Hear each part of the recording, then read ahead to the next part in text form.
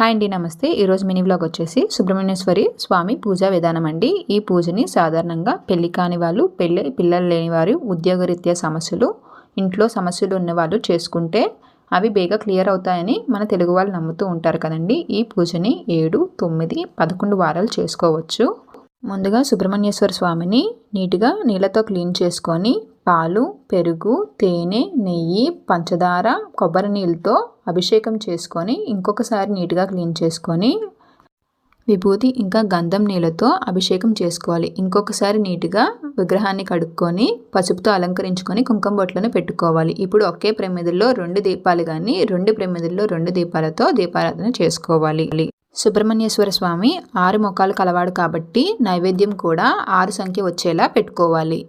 ఈ సుబ్రహ్మణ్యేశ్వర స్వామికి 7 ప్రదక్షిణలు చేసి పూజ ముగించాలి. ఈ వీడియో కనుక మీకు నచ్చితే లైక్ చేసి, షేర్ చేసి, సబ్స్క్రైబ్ చేయండి. Thanks for watching.